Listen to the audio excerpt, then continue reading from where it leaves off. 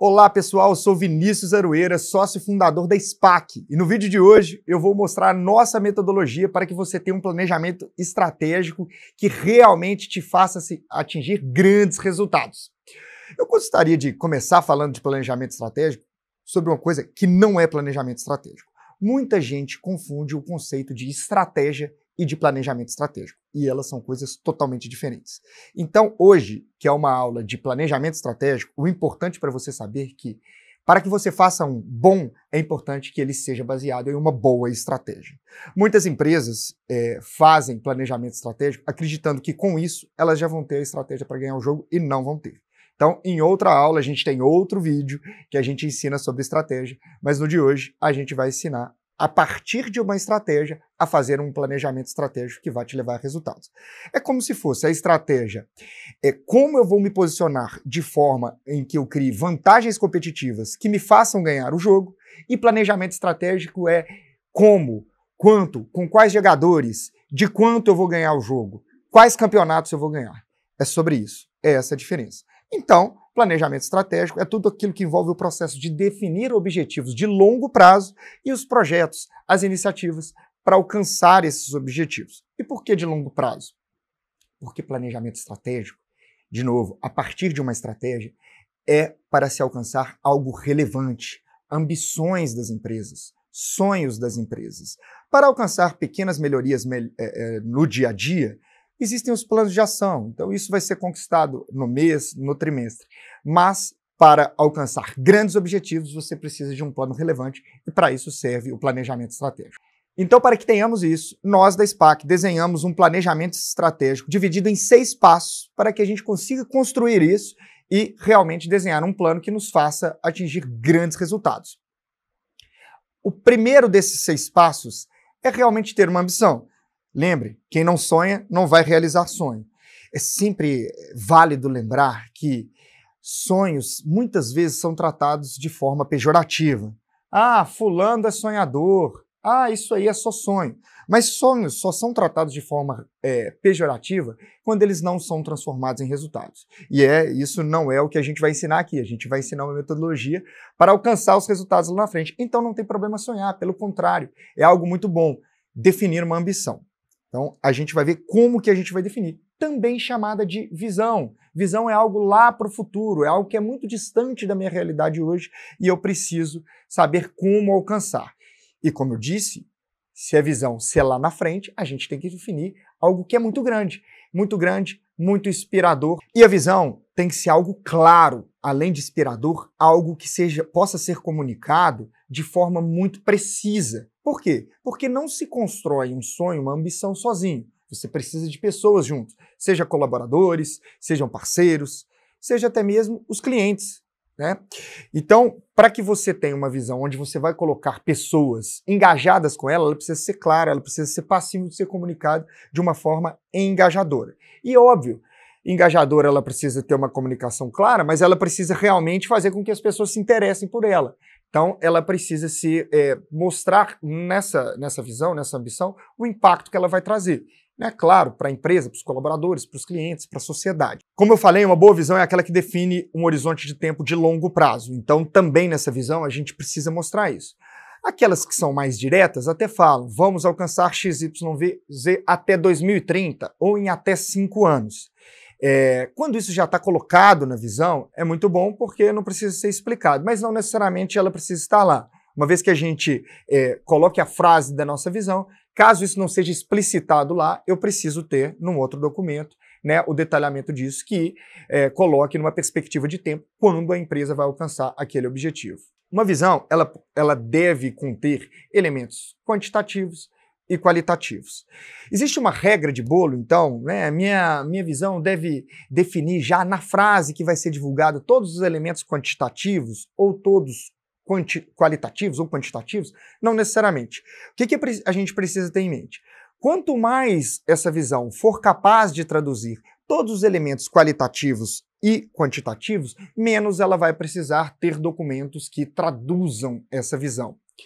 Se ela for uma visão que ela seja mais inspiradora e ela não expresse tanto os objetivos qualitativos e quantitativos, aí a gente vai precisar fazer essa etapa com mais detalhe da tradução da visão. E aí eu vou dar 2 exemplos aqui concretos para que a gente possa entender isso. Anos atrás, na década passada, a DHL, uma empresa gigantesca de logística, ela definiu a sua visão como ser a empresa de logística número 1 do mundo, alcançando o faturamento de 100 bilhões de receita até 2020.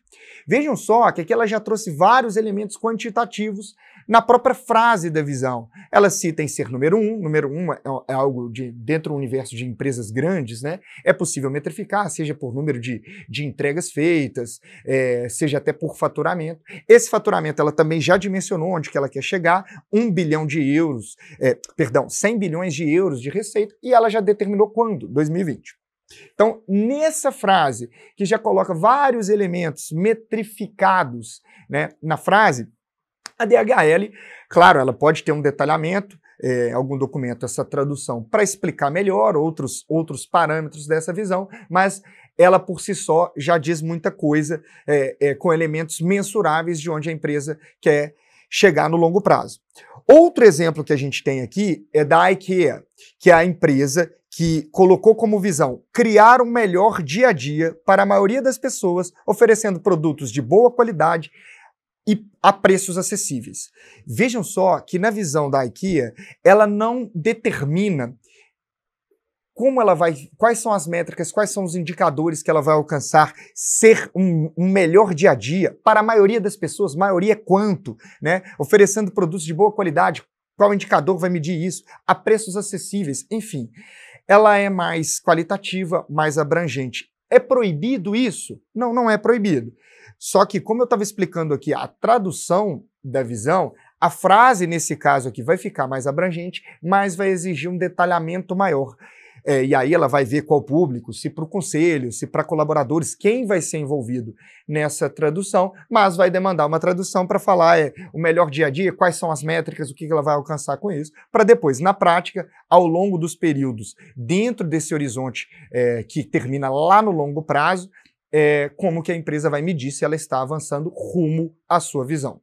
Então agora que a empresa já fez a etapa 1 e tem uma visão inspiradora, clara, envolvente e que ou já contém os elementos qualitativos e quantitativos em sua própria frase ou já tem uma tradução que detalha isso, ou seja, vai ser possível medir o avanço ao longo do tempo, a gente já pode, com a nossa metodologia aqui, passar para a etapa 2 do planejamento estratégico, que é a análise interna. Então, o primeiro passo para a gente melhorar é a gente olhar para dentro de si e ver, né, quais são os meus pontos fortes e fracos para melhorar. E uma empresa que está passando por um processo de planejamento estratégico tem que fazer a mesma coisa. Então, a análise interna, ela consiste na empresa definir os indicadores-chave para o seu negócio.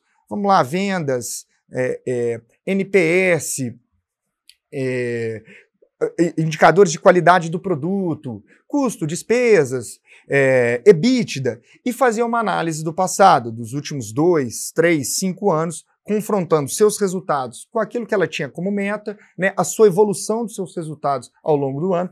Se tiver indicadores de mercado comparáveis de outras empresas, também isso pode ser analisado, porque o objetivo aqui é o quê? Dentre das minhas principais métricas de resultado, quais são os meus pontos fracos e quais são os meus pontos fortes? Tá? Então, lá na frente, né, para quem já conhece, eu já antecipo que isso vai servir de base para uma das nossas etapas futuras, que é a análise SWOT. Mas, por enquanto, a gente vai se ater aqui nesse passo 2 a fazer a análise interna. Então, como eu estou com os meus indicadores ao longo do tempo, comparando eu comigo mesmo, né, nos diferentes anos, com as metas que eu coloquei e se eu tiver indicadores de mercado. Análise internas para levantar meus pontos positivos, meus pontos negativos. Feita essa etapa 2, eu passo para a etapa 3, que é a análise externa. E aqui eu vou analisar, eu começo analisando fatores macroeconômicos, como taxa de juros, câmbio, desemprego, os indicadores que envolvem o contexto econômico que a minha empresa está inserida, eu começo por esse, mas eu vou até indicadores que se aproximam mais da realidade do meu segmento. Então, como é que está a questão dos meus concorrentes, como é que estão as regulamentações que podem aparecer dentro do meu segmento. Eu vou fazer uma análise externa no qual a minha empresa está colocada. Porque desses pontos externos, eu vou extrair quais são as oportunidades que eu tenho, que o mercado me oferece, e quais são as ameaças, os perigos que o mercado me oferece. Então eu vou colocar tudo isso. Agora, pessoal, poxa, vamos nos ater aqui àqueles pontos externos que realmente têm relação com o meu negócio. Se uma guerra num país, lá num outro continente que não tenha nada a ver comigo, não vamos perder tempo com isso. Empresas que compram produtos importados, que indicadores relacionados ao câmbio são importantes, vamos colocar o câmbio. Uma empresa que não tem nada a ver com isso, não vamos colocar aqui o câmbio na nossa análise externa. Então, assim, é importante olhar para fora, mas este olhar para fora com aquilo que tem interferência do meu negócio, para eu saber como eu vou me relacionar com aquilo neste planejamento estratégico. Esse quarto passo que eu vou colocar aqui do planejamento estratégico da metodologia SPAC, ele é proprietário, é uma exclusividade nossa, ele foi criado aqui junto às nossas pesquisas, os nossos estudos, e é para compor algo que é muito importante, que é a análise de foco. Nesse ponto 4 é onde a gente vai garantir que a gente vai colocar o nosso canhão, a nossa energia, naquilo que realmente a gente tem que colocar para potencializar as nossas virtudes e fazer com que a gente ganhe o jogo. Análise de foco é o nome dessa etapa. Ela consiste em eu elencar os processos chaves no meu segmento. Então vamos lá, se para o meu segmento é importante produção, P&D, é importante o marketing, o CRM, uma equipe comercial forte, se é importante tecnologia, né, que é difícil ter um negócio hoje em dia que tecnologia não seja importante, eu vou listar esses processos chaves do meu segmento. Lembra, são processos-chave tanto para mim, quanto são processos-chave também para os concorrentes, para todos que atuam no mesmo segmento. E aqui eu vou listar todos os meus concorrentes, né? Eu e todos os meus concorrentes. Porque o que eu vou fazer com isso? Eu vou classificar de 0 a 10 a nota minha e de cada um desses concorrentes em cada processo desse. Então, vamos lá, vamos pegar o marketing. Vamos supor que a nossa empresa seja nota 7. Eu vou lá colocar na minha tabela, na minha matriz, nota 7 para a nossa empresa no processo de marketing. Um concorrente vai ter nota 2, outro vai ter nota 10, outro vai ter nota 5 e eu vou colocando as notas. E o mesmo eu vou fazer para todos os processos-chave do negócio. Área comercial, tecnologia, CRM, e eu vou classificando a nota de 0 a 10, tanto da nossa empresa quanto dos concorrentes. No final, eu tenho uma pontuação, né, total de todos, mas eu tenho que fazer uma conta ali estatística, que é um pouquinho técnico, né, quem nos acessar aqui os nossos canais, pode chamar no Instagram da SPAC, a gente dá mais detalhes de como faz isso, mas é um pouquinho técnico, mas é simples de fazer. Se você estiver fazendo essa matriz num Excel, a gente consegue colocar até por fórmula. A gente vai colocar o desvio padrão. Então, a gente tem uma média. Então, se você é nota 10 num quesito, é nota 0 em outro, na média, você vai ser nota 5. E aí a gente vai variar. Também vai ser nota 5 aquele que tem nota 7 num ponto, né, 7 num determinado processo, e tem nota 3, na média entre 7 e 3. Tal qual como 10 e 0, os dois vão ser nota 5. Teoricamente, se a gente estivesse analisando as médias, eles seriam iguais. Mas o desvio padrão, ele nos traz exatamente a dispersão. A dispersão daquele que tem uma nota 10 e uma nota 0, ela é muito maior do que aquele que é sempre nota 5, por exemplo. Apesar das médias serem iguais, o que vai acontecer? Aquele que é nota 10 em alguns quesitos e nota 0 em outros quesitos, ele vai ser muito mais focado, né? É claro que ninguém está autorizado a ter nota 0, né? Porque aí ele pode brilhar em algum ponto e ser nota 0 em algum processo. O cliente vai eliminar essa empresa. Mas aquele que escolhe ser mais nota 3 e 4 naquilo que não é o diferencial e ser nota 9 e 10 vai estar mais à frente das empresas que vão ter sempre ali nota 5 e 6 em todos os quesitos. Porque ele vai ser médio em tudo. E aquela empresa que escolhe onde ela vai ser nota 10, ela vai ter diferenciais e ela vai escolher onde ela não vai colocar todo o foco. Esse resultado eu vou ter pelo desvio padrão. Aquele que tem notas mais altas e notas mais baixas vai ter um desvio padrão maior do que aqueles que têm sempre notas próximas ali, ficando no meio do caminho em tudo. Esse que tem maior desvio padrão é uma empresa mais focada. E aí eu preciso me comparar, olhar para os meus concorrentes, e se eu tenho um concorrente mais focado, aí o que eu vou fazer com isso? Eu preciso separar e escolher onde eu não vou ser mediano, né? Eu vou tirar as forças dali para colocar mais forças naqueles projetos, naqueles processos onde eu tenho os meus diferenciais e vou ter mais notas 9 e 10. Para isso serve a análise de foco. Uma vez concluída essa etapa, essa quarta etapa da análise de foco, eu vou passar para o quinto passo da nossa metodologia aqui de planejamento estratégico, que é a análise SWOT. Aqui eu vou resgatar os itens lá do passo 2 e do passo 3, análise interna passo 2, onde eu levantei lá, com base nas minhas análises históricas de indicadores de resultados, meus pontos fortes e fracos, claro, as causas de eu ter aqueles pontos fortes e aqueles pontos fracos. Também eu vou lá voltar no passo 3, onde eu fiz minha análise externa e olhei os pontos de mercado, separei eles em oportunidades e ameaças, e aqui eu constituo a minha matriz SWOT. É bom lembrar que a gente faz esse levantamento com pessoas-chave da empresa. Então, pessoas-chave da empresa, eu posso ter ali 5, 8, 10, 15, 20 pessoas. Então, vai aparecer muita coisa. Nesse ponto aqui da matriz SWOT, após listar todos os pontos fortes, pontos fracos, oportunidades e ameaças, eu tenho que priorizar, né? Existe um número mágico. Eu preciso ter 5 pontos fortes, 6. Não. É bom a gente atentar para tudo que passe muito de 10, 12. Ali, pontos fortes, pontos fracos, ameaças, oportunidades, porque, lembrando, a gente tem que ter foco. A empresa não vai conseguir resolver todos os cruzamentos da matriz SWOT. Mas essa etapa 5 serve para isso. Então, o importante nela é priorizar. E aqui, pessoal, é muito importante a gente filtrar para só deixar na SWOT aquilo que realmente é estratégico, aquilo que é realmente estrutural. E aí, nos fóruns onde a gente está definindo isso, né, resgatando lá da etapa 2 da análise interna, um erro muito comum de acontecer é colocar como fraqueza aquilo que impacta, que é chato do nosso dia a dia, né? Eu brinco muito com o exemplo da impressora. É claro que é caricato, mas é uma fraqueza da empresa, a impressora fica muito longe, eu tenho que andar muito para buscar minhas impressões. Não é sobre isso. A gente está falando daquelas fraquezas que realmente atrapalham a empresa a vencer de seus concorrentes para alcançar uma ambição realmente relevante. Então, são fraquezas realmente estruturais, são forças realmente que me potencializam. Erro comum nas forças, né? O erro comum nas forças é falar, marca muito respeitada no mercado. Peraí, os seus concorrentes são desrespeitados? Ou a sua marca é mais respeitada de forma tal que ela é muito mais respeitada que os concorrentes e isso vai te trazer lá na frente, se você potencializar, um diferencial competitivo? Não, a minha é respeitada dos concorrentes também. Então, não vai colocar isso como força. Força é aquilo que realmente você tem além, a mais do que o seu segmento de atuação.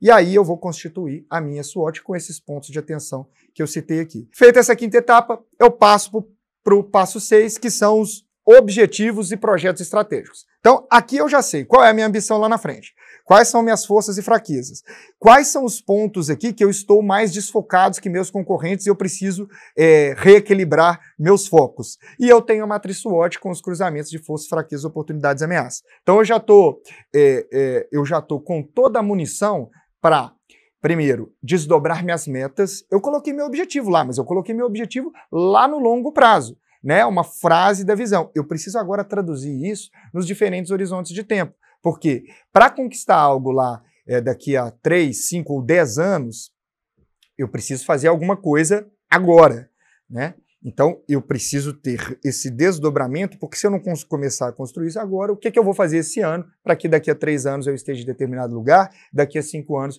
eu esteja em outro patamar já muito próximo da minha visão. E aí eu vou...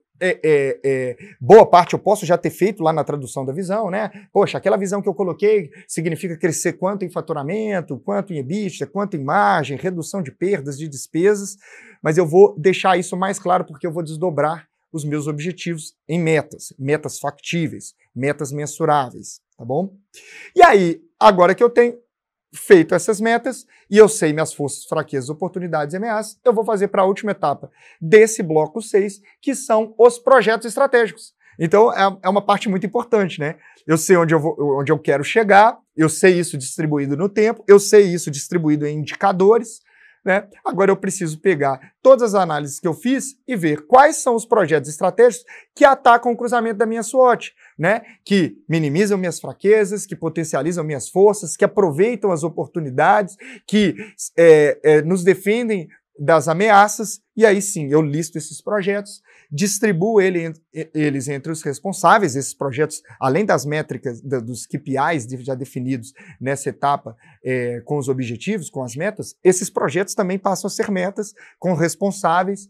Lembra que para conquistar visão relevante, ambição relevante, um sonho lá no longo prazo, eu preciso de projetos realmente estruturais e relevantes. Então são projetos que vão dar resultado no longo prazo. E aí essa sexta etapa se encerra com esses projetos estruturais. Então, fazendo essas 6 etapas, a gente tem aqui todo um arcabouço, um planejamento que tem que virar compromisso, né, que tem que ser divulgado, e a empresa já tem todas as condições para depois, em uma outra etapa que a gente vai ensinar aqui, partir para uma execução forte para alcançar esses objetivos. Se gostou desse conteúdo, clique no link abaixo, faça contato com a gente, que a gente pode te ajudar a implementar um planejamento estratégico aqui de excelência e fazer você transformar seus sonhos em resultados.